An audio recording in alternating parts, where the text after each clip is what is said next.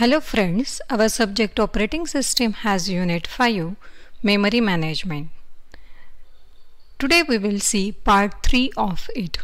These are the course outcome and unit outcome of Unit 5 and these are the contents of Unit 5. In that we will see today the concept of virtual memory, paging and segmentation. Now we will start by the concept of virtual memory. Virtual memory is the storage allocation scheme in which the secondary memory can be addressed as though it were a part of main memory. The virtual memory allows only the part of a program needs to be in the memory for the execution. The logical address space can therefore be much larger than the physical address space. The address space to be shared by several processes. It allows for more efficient process creation. Virtual memory can be implemented via demand paging and demand segmentation. Now from this diagram you can identify that this is the part of virtual memory where all the pages of the programs will be stored, and this is the physical memory where the pages will be loaded, and this is the backing storage, that is the secondary memory, and this is the memory map unit which will map the virtual address or virtual memory pages into the physical memory. Now we will see the concept of paging. Paging is the memory management scheme that permits the physical address space of the process to be non-contiguous. Paging avoids the external fragmentation and thus need of compaction. Paging solves the problem of fitting the memory chunks of the varying size onto the backing storage. Backing storage has the same fragmentation problem that we have seen with the main memory. The basic method for implementing the paging involves breaking the physical memory into fixed size blocks called frames and the logical memory into the blocks of same size called pages.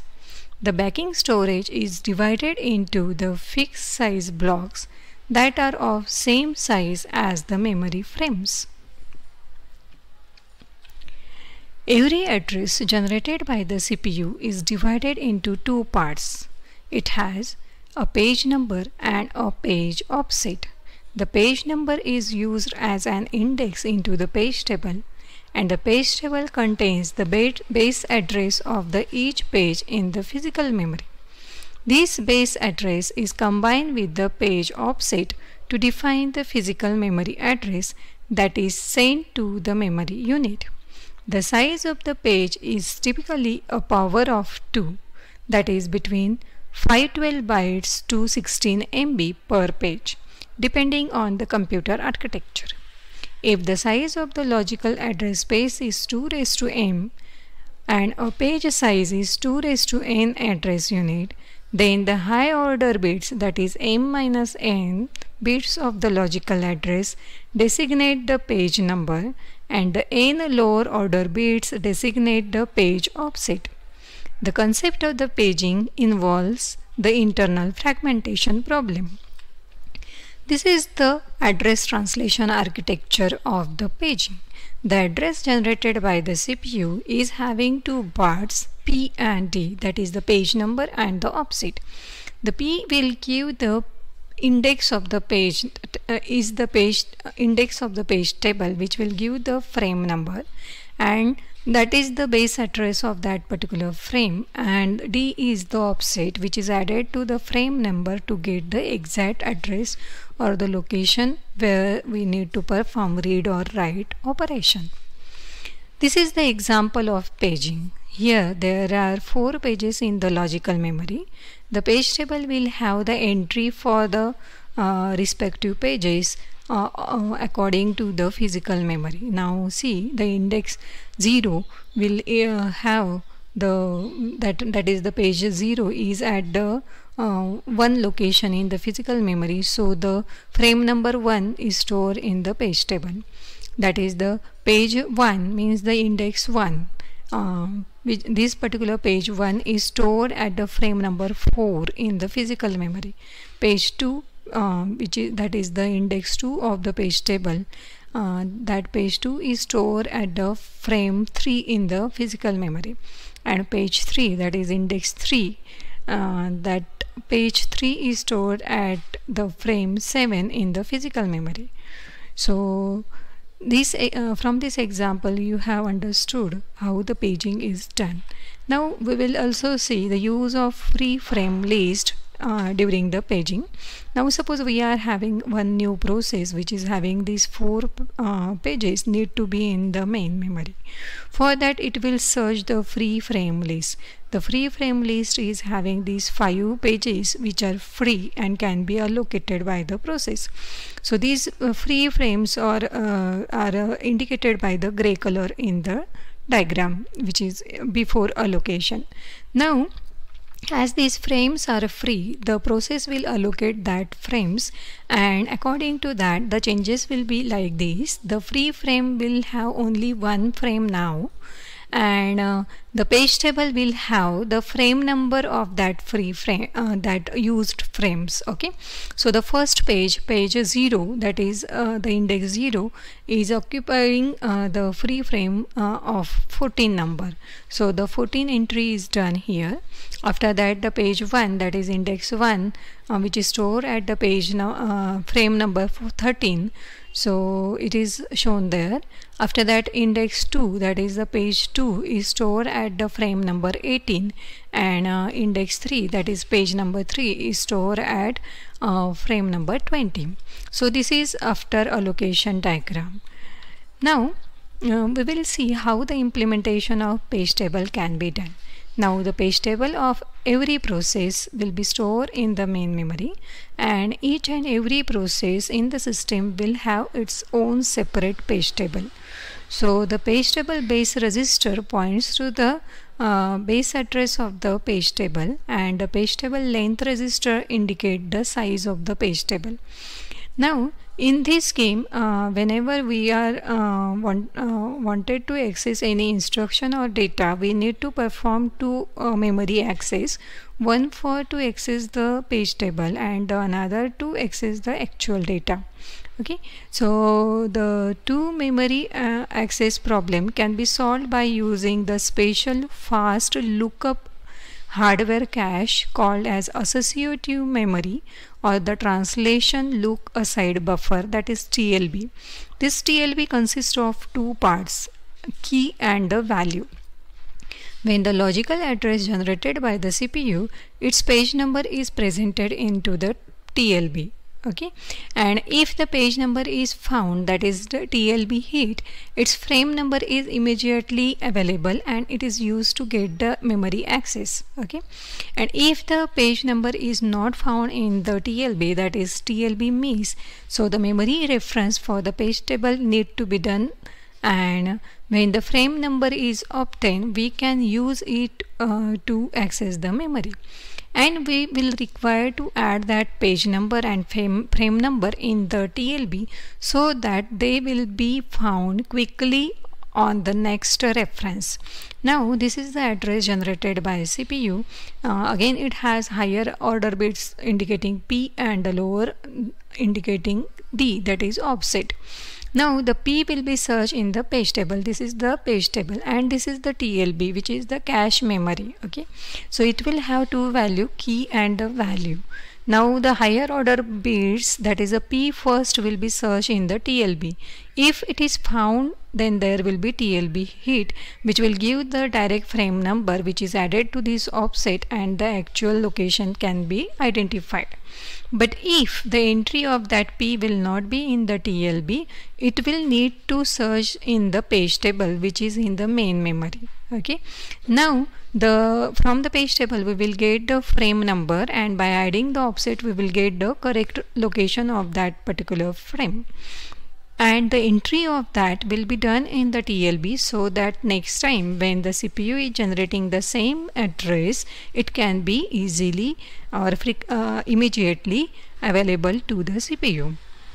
So we can have the concept of demand paging to implement a virtual memory concept. Now for the execution of a program, it must be in the main memory. There can be two strategies which are used. First is to load the entire program in the physical memory, or second is load the pages only as they are needed. The loading the entire program initially will waste the main memory. So we will go for the second option, that is load the pages only as they are needed. So the pages are only loaded only when they are demanded during the program execution. This is known as the demand paging, and it is commonly used in virtual memory system. The pages that are never accessed are thus never loaded into the physical memory. For this, we will use lazy swapper, which will never swaps a page into the memory unless that page will be needed. In paging, we are viewing the process as a sequence of pages, so we will use the term swapper. Technically it is incorrect, so instead of swapper we will use the term as a pager. Okay, so when we are using demand paging, we will use the word pager instead of swapper. Now in demand paging, we will use these two things, that is the swap out and swap in. We will swap out the pages which are not required further to the secondary memory, and swap in the pages which are required for the execution in the main memory. So when we are implementing this demand paging, we will require valid invalid bit. So how it is working, let us see. In demand paging, we have decided instead of bringing entire process into the memory at the beginning, we will bring the pages as they are required during its execution. This scheme needs some form of hardware support to distinguish between the pages that are in the main memory and the pages that are on the disk. The valid invalid bit scheme is used for this purpose. When this bit is set to valid, the associated page is both legal and in the main memory. When the bit is set to invalid, the page is either not valid or is valid but currently not on the disk. With each page table entry, a valid invalid bit is associated. When 1 the page is in the memory and 0 means the page is not in the main memory. During address translation, if the valid invalid bit in the page table entry is 0, means the page is not in the main memory, that is the page fault. Now this is the diagram which will give us the information of valid invalid bit for the pages. This is the page table. So along with the frame number, we will use the valid invalid bit. When the page is in the main memory, we will set that bit to 1, else it will be 0. So here there are some pages A, B, C, D, E, F, and only 3 pages are there in the main memory, A, C, F. Only that page valid invalid bit will be set to 1. For other pages, the bit will be set to 0. Initially all bits will be set to 0. Once we will bring that page into the main memory, the page table entry will set that valid invalid bit to 1. Now we will see the concept of page fault. To access to a page marked as invalid causes a page fault. When we are accessing any page and it is not available, it will make the page fault. The paging hardware, in translating the address through the page table, will notice that the invalid bit is set and causing a trap to the operating system. The procedure for handling the page fault is check the internal table for this process to determine whether the reference was a valid or invalid memory access. If the reference was invalid, then we will terminate the process. And if it was a valid but we have not yet brought that page into the main memory, now we will bring that page into the main memory.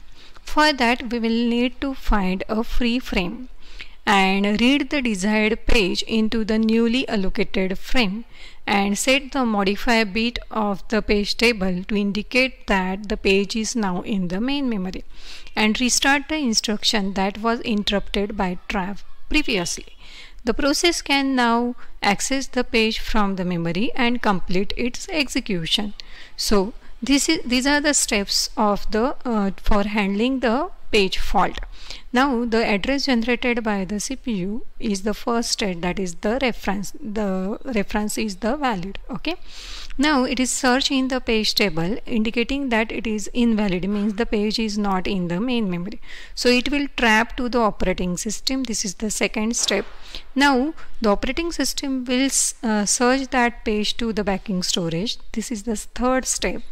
Now as we found that page to the backing storage, we need to bring it into the main memory.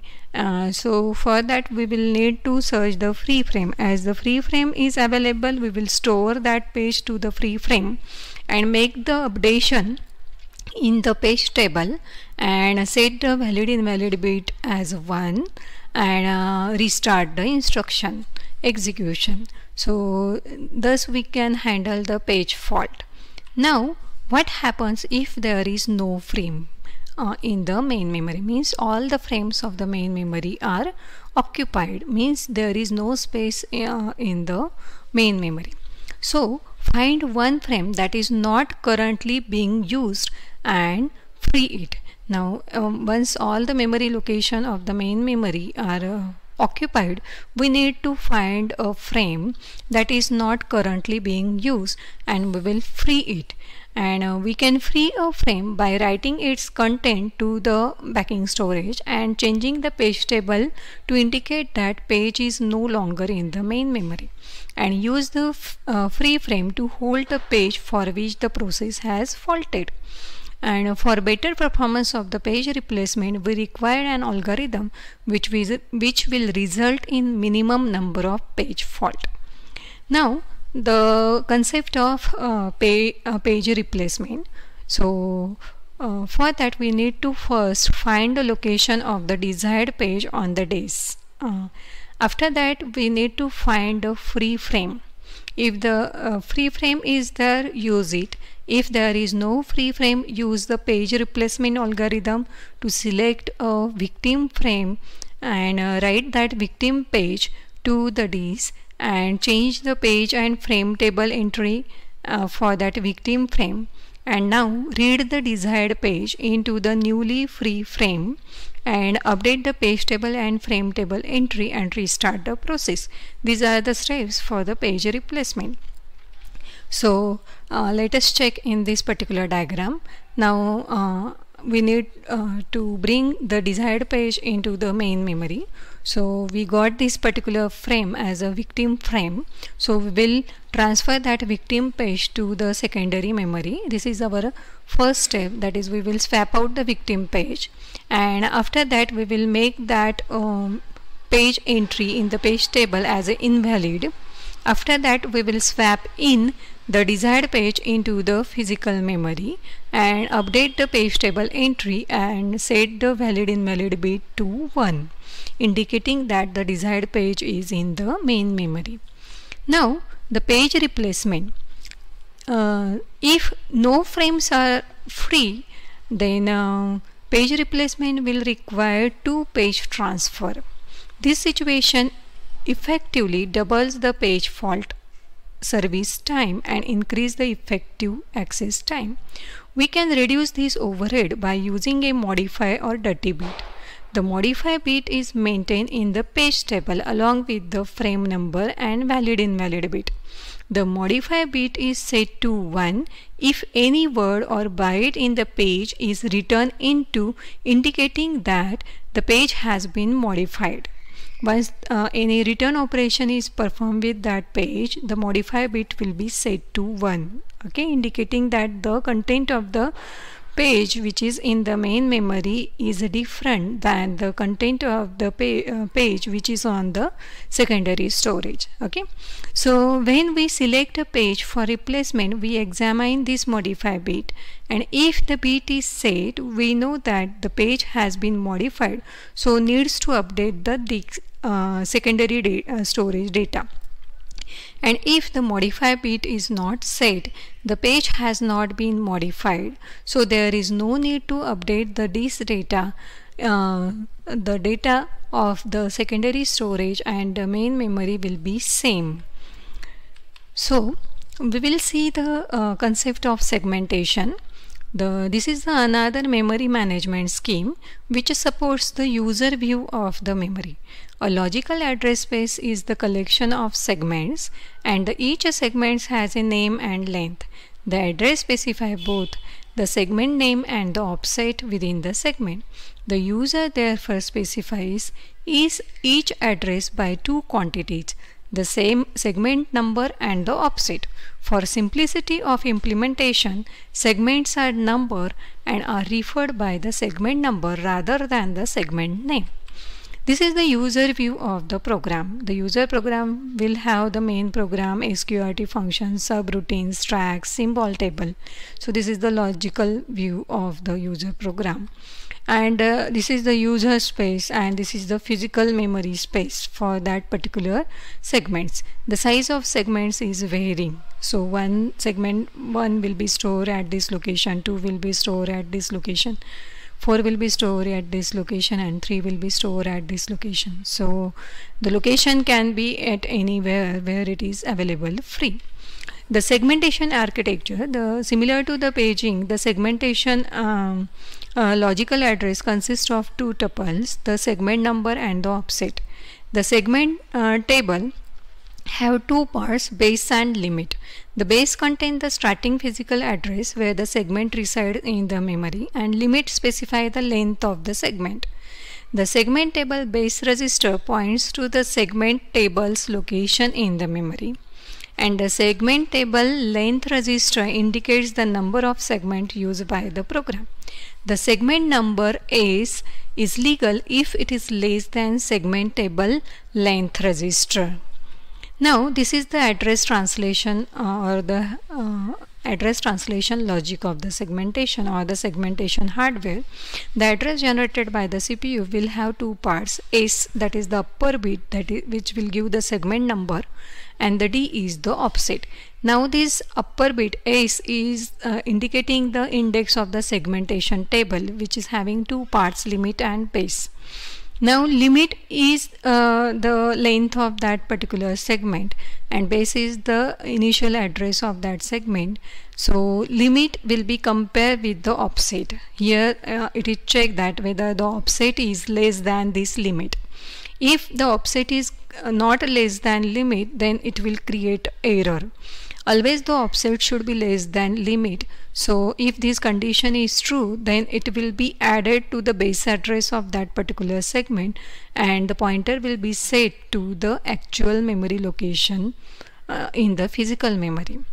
So this is the example of segmentation. This is the logical address space. User program is having his segments in this way, that is segment 0, 1, 2, 3, 4, and the entry of that segments is done in the page table according to the occupying the memory location.